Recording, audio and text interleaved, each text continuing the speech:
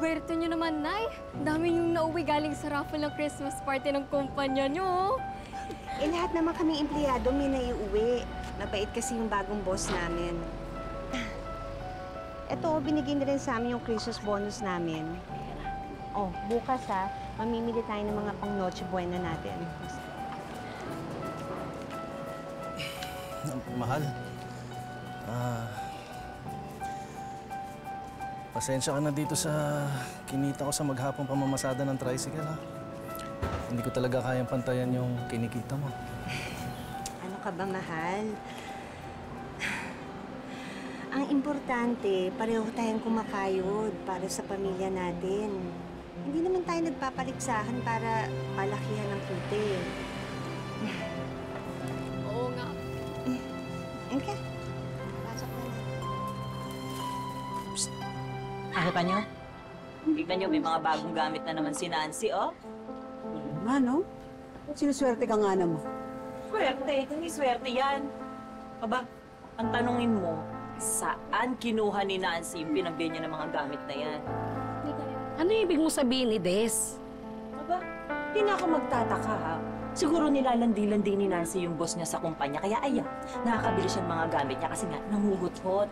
O baka naman na-illegal yung company ng pinapasukan yan ni Nancy, di ba? Kaya ganun na sila mag-golden sa pera, di ba? Baka nga ho eh. Last week, niyabang ni Beses ko yung bagong cellphone niya eh. Baka swerte lang talaga. Panahon nila ngayon. Yung swerte natin, baka parating pa lang. Naku, walang swerte-swerte. Sa panahon ngayon, ha, lande at pambubudol na lang nakakapagpayaman sa tao. Ikuha na nga natin. Puro ka ganyan. Mamaya, babalik ka rito, may kichismis ka na naman. Hoy, yung dalawa. Wala ba kayong mga magulang at wala kayong bahay? Baka gusto yung umuwi na rin. Anong oras na, oh? Babay-babay. Ano pa kayo eh? Ay, hindi, teka. Psst. Silipin natin. Silipin natin yung mga bagong gamit doon. Ay, sige ma.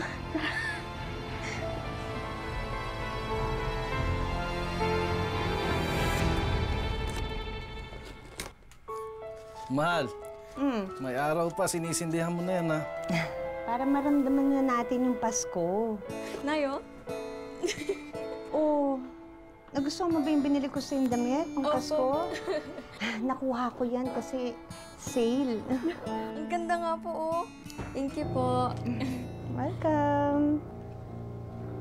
Ay, Mare! Wow, may Christmas tree na kayo. Mare, tiba-tiba tayo ngayong Pasko, ah. Sinuwerte lang dun sa trabahong pinapasukan ko. Uy, ang ganda ng damit mo, Bea, ha? Bago to? Oo. Nabili lang ni Nanay ng mura. Gusto mo? Talaga? Oo. Ang ganda. Grabe. Pare, baka naman pwedeng makahirit ng lechon sa inyo. Lechon. Oh. Hindi. Ano yun? Para sa Christmas party ng barangay natin. Eh, ako kasi yung nautusan ni Cap na maging punong abala. Ngayon, nagsusulisit kami ng mga handa na pwede nating dalhin kanya-kanya. Eh, bakit naman lechon ang nakatoka sa amin? Di ba napakalaking halaga naman yata, no? Ikaw naman, Arnel. Wala naman pinipiling halaga ang pagkakaawang gawa, lalo na't Pasko. Ako na bahala sa lechon. Meron pa naman natira sa Christmas bonus ko. Eh, sabi nga nila, Pasko naman, walang masama kung mag-share ng blessing sa mga kabarangay natin. Salamat. Oh, sige na. Halika na. Lechon, Mare, Arnel. Salamat. Lechon, Salamat, salamat. Ganda ng damit mo. Sige.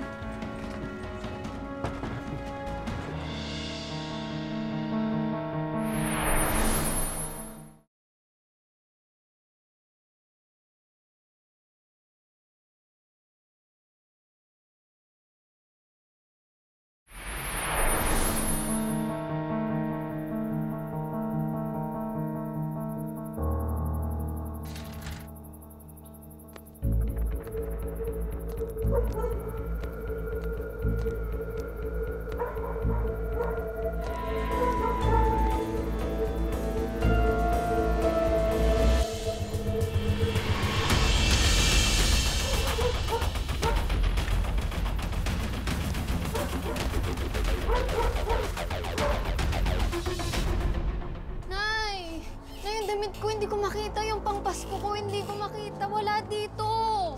Andyan lang yon. Ako naglaba at nagsampay niyan. Andyan lang yan. Hanapin mo.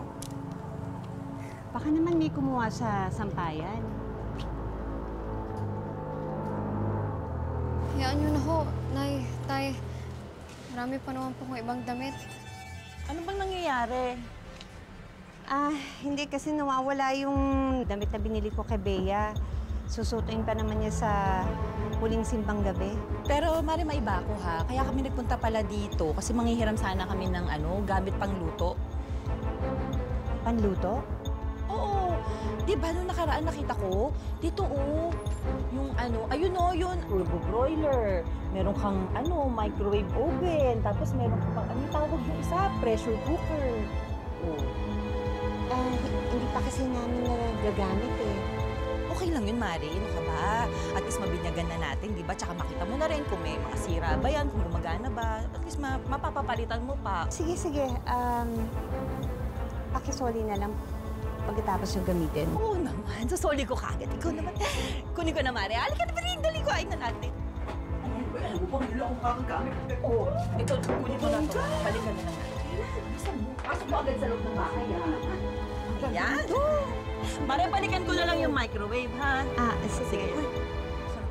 Oo. Tayo nagarapan. Dito tayo. Kaba, pupunta.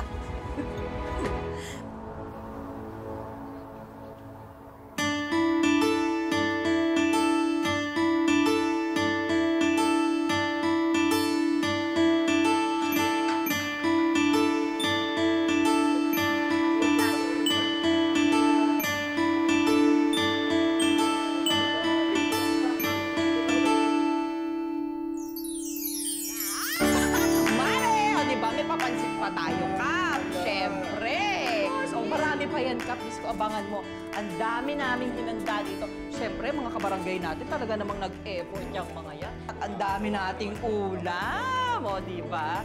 Siyempre, ay naku, Kap, hindi pa tapos yan, antayin mo, Kap. May palitsyon pa tayo. Yes! May palitsyon! Hindi, siyempre, hindi naman pwedeng ganto-ganto lang ang ating Christmas party. Kailangan bonggang-bongga tayo, di ba? Ay pare, eto na ang lechon. Dumating na. Ay, nandiyan na yung lechon! Andito na ang lechon. Nandiyan na yung lechon, Martin! Ay, andito na ang lechon. Pare, andito na ang lechon. Huwag mo na ipasok yung sa taas, ha? Huwag mo nang iyak yan. Diyan mo na lang sa kwarto ilagay yan. Diyan mo na itago. Ay, Kap. Kaya na ba? Ano?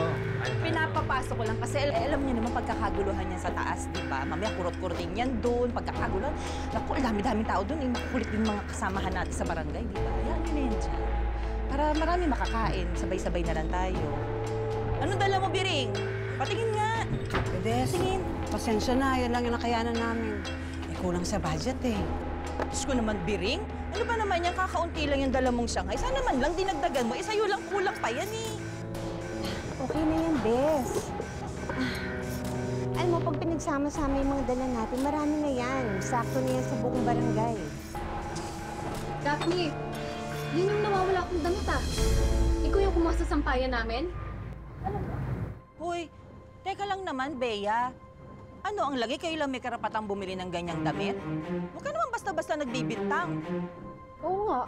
So, kahapon lang naman namin ito binili ni Mama eh. Nagkataon lang siguro na kamukha yung damit mo. Naku, Bea, ha? Masama yung ginagawa mo na mimintang ka ng kapwa mo. Hindi magandang asal yan. Magpapasko pa man din. Pasensya na po kayo. Mahal, halika na. Balik na tayo. Sige na. Mel!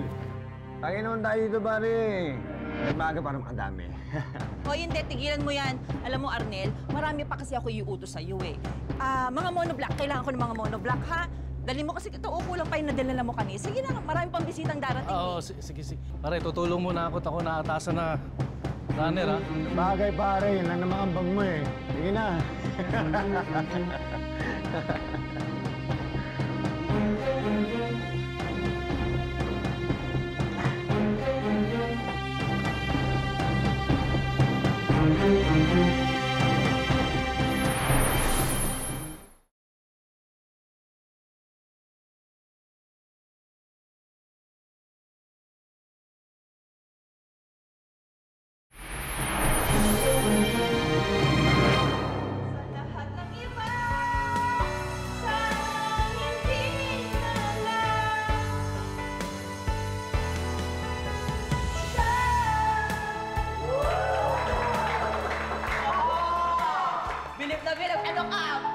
Diba? Sabi ko naman sa'yo lahat ng entertainment, kayang-kaya ko yan. Oh.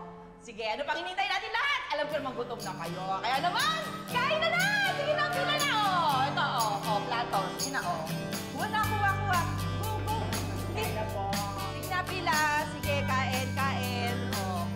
Di ka pa ba nakakakuha? Sinilit ka na doon. Sige na, go. May mga juice pa dyan, ha? Kung gusto niya, may soft drinks. May kakanin din dyan. Ayan ka, paborito mo. Hindi ba kanina mo paborito yung kakanin dyan? Sige na. Ay! Teka lang. Hindi kompleto ito eh.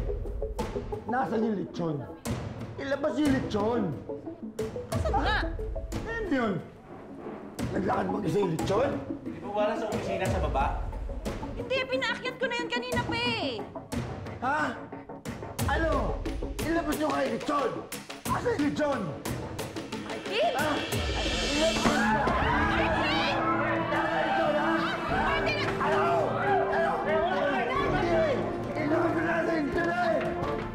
Tumigil ka mo! Nakakahiya ka!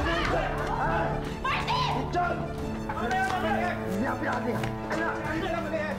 John! Ito ang pagpapagawa ng John natin, John! Hindi ko kumalma ka!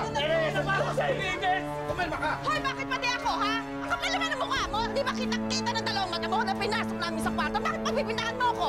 Kapal naman ang mukha niyo pareho kayo puro bintakero! Bakit man ito si Nancy? Ha? Nancy, siguro inuwi mo sa bahay niyo yung lechon, no? Bakit naman namin iuwi? Di ba pinangako nga namin yun? Saka pinadala nga namin dito, di ba? Yun na nga eh. Kasi nga nagpapanggap kayo. Siguro, pinagyabang mo lang na kayang-kaya yung pamukha sa amin na kaya niyong bumili ng lechon. Pero yung totoo, paaasahin niyo naman kabarangay natin, di ba? Pagyayabang mo muna, tapos ipagdadamot mo. Ayaw mo ipatikip! Sandali, Ides. Saan nanggagaling yung panghusga mo sa amin? Hindi totoo yung sinasabi mo, Ides. Akala ko ba magpapasko masamang magbintang? Ano yung ginagawa mo?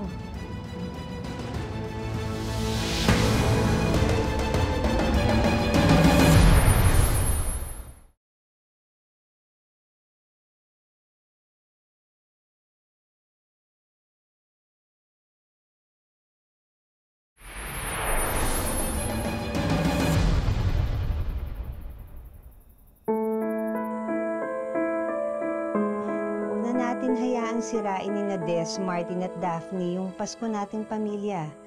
Siguro maghanda na tayo ng Noche Buena. Sensya ka na mahal sa nangyari kanina.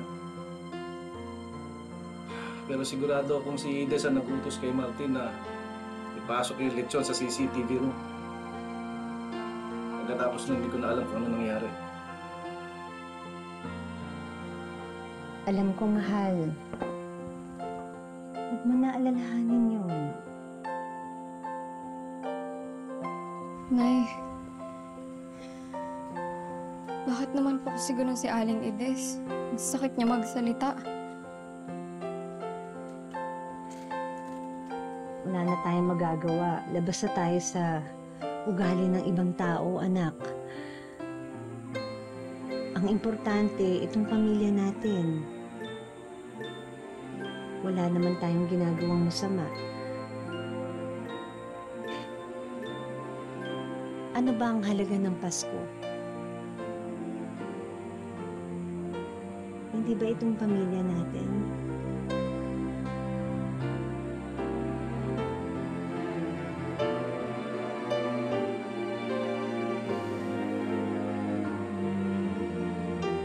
Paano po tayo magluluto, Nay? Lahat po ng gamit natin pang luto, hiniram ni Aling Ides. Oo nga pala.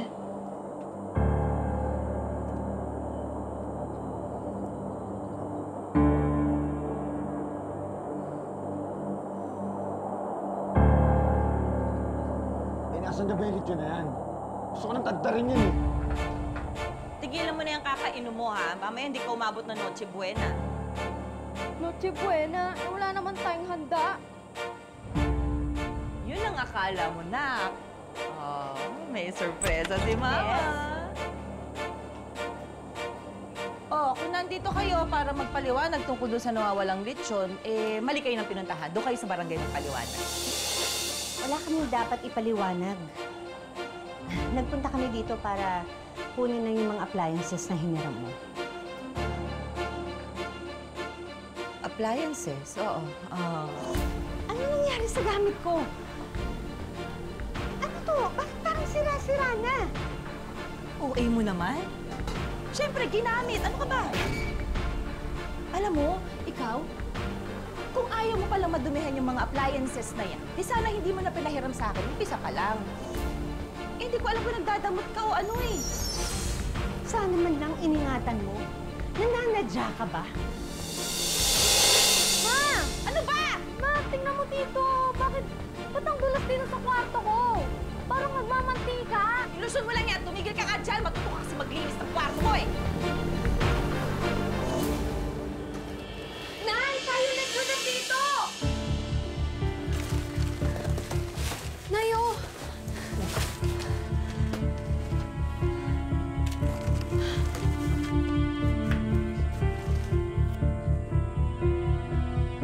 Ang kapal ng mukha mo para magbintangan kami, Ides! Ikaw palang salarin? Pinagmukha mong masama ang pamilya ko sa buong barangay? Pantay sa lakay ka, Ides! Paliwanag ka sa barangay. Hindi ka na. Saan? Wala kang karapatan. Dalhin ako doon. Itawan mo yan. Ang sabihin mo, ingite! Tumigil ka! Dadalhin natin sa barangay! Bitawan niyo yung lechon! Bitawan niyo nga yan! Sa amin to, Lechon, no? Amin to! Kailangan naman ka taga-barangay! Martin! Bitawan mo! Martin, Martin! Amin ko eh! Amin ko! Aray! Hindi ito sa inyo! Sa buong barangay yan! Alam mo, pagod na ako sa sama ng ugali mo, Ides! Isisiwalat ko sa buong barangay ang gaspang na ugali mo! Dad, sumama ka sa akin sa barangay.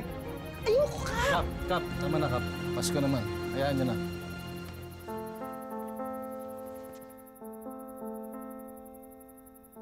Nakayog pala ni Lechon. Hindi mo na sa akin sinabi. Malaking kahiyan to sa pamilya natin. Ma, nakakahiya ka. Nakakahiya ako? Eh, mga wala kayong silbi eh. Mga inutil kayo. Ikaw, nagmana ka lang sa akin kasi, di ba? Ito, ninakaw mo lang itong damit na ito kay Bea. At ikaw, ha? Wala kang pambili ng lechon. Wala kaya ako nang gumawa ng paraan. Puro ka inom! Kayo, tabi!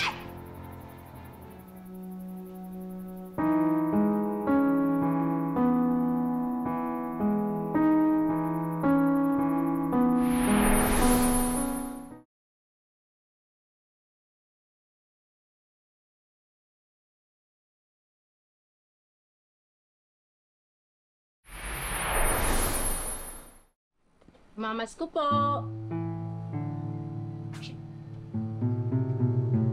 Naku, Nay, huwag kayo dyan mamasko. Sila yung mga tirador na lechon sa barangay. Sa ibang bahay na lang ho kayo mamasko. Tao po. Tawad! Paso na kayo bumalik. Ides, Martin, Daphne, kami to. May dala kaming pagkain. Shh! Hoy! Huwag mong buksan yan, ha? Mamaya may lason pa yung dala niyan, eh. Ma, tigilan mo na yung kadramahan mo. Gutom na ako. Pasok po kayo.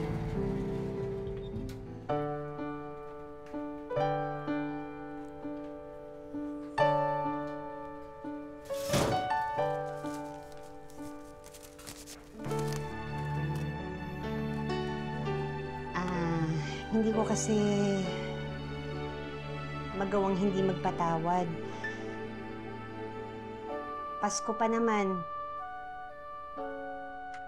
Maganda siguro itama yung mga maling nagawa natin at magsimula muli.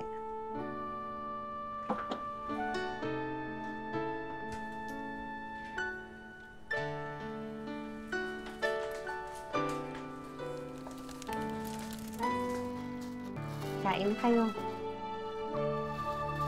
Gutom na to si Daphne.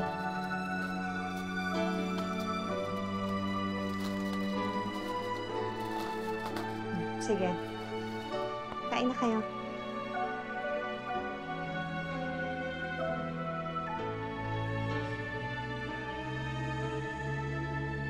Nancy?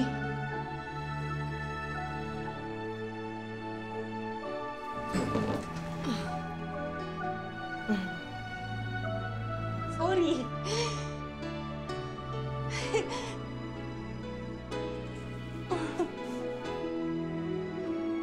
Sorry Aminin ko, inggit kasi talaga ako sa'yo eh. Sobrang inggit na inggit talaga kasi hindi ko alam bakit ikaw ang swerte mo. Swerte mo sa asawa mo, sa anak mo. Kaya siguro, ganun lang. Pasensya ka na. Sorry talaga, Nancy. Wala yun.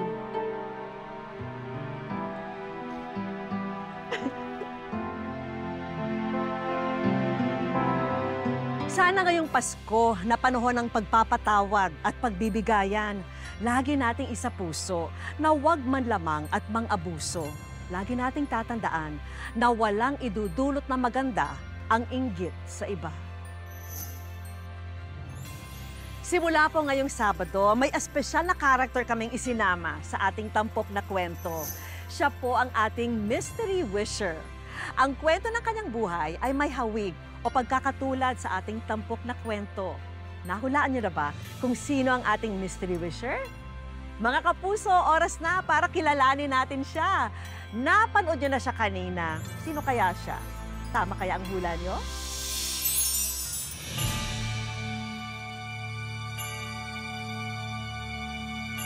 Mga kapuso, ang Mystery Wisher sa ating kwento ay walang iba kundi ang masipag na lechonero na si Wilmer.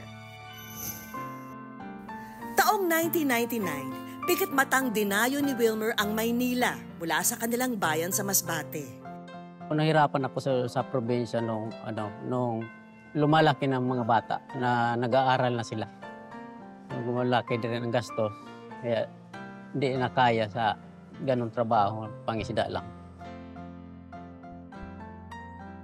Dito sa La Loma nakapasok siya sa isang lechonan.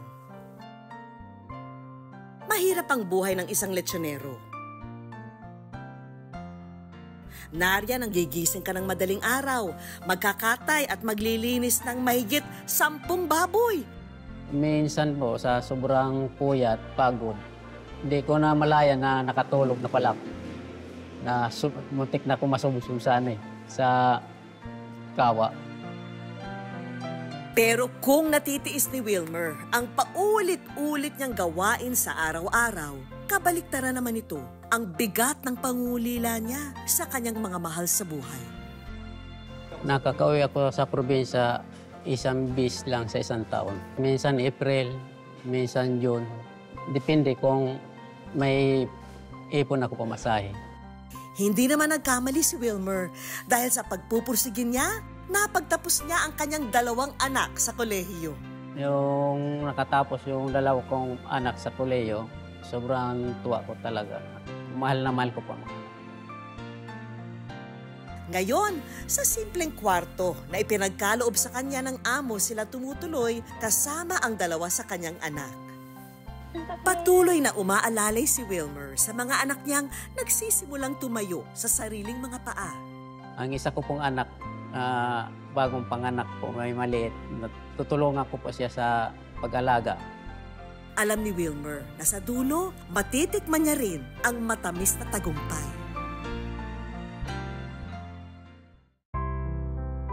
Kaya ngayon, ako naman muna ang magde-deliver ng sorpresa para sa kanya. Bakit po kayo naluluha? Hindi ko akalain na ano rin ako sa wish ko yan. Wish ko lang po. May time ba na parang gusto niyo nang sumuko? Meron din. Paano niyo ibinangon yung sarili niyo mula sa ganong pagkakataon? Para sa mga anak ko po, kung paano sila mapatapos kahit mahirap. Yun ang iniisip niyo, yun ang nagbibigay sa inyo ng lakas. Kung ano gusto niyo sabihin sa mga anak niyo? Kung anong pinagdaanan namin, huwag silang sumuko. Kuya Wilmer, sama ho kayo sa amin kasi meron kaming hinandang sorpresa po para sa inyo. Surprise, Kuya Wilmer! Dito po tayo. Ito ang maagang aginaldo namin para kay Kuya Wilmer at sa kanyang pamilya. Handog namin ang mga personal na gamit para kay Wilmer. Tiyak namin na magagamit niya ito sa pang-araw-araw na trabaho.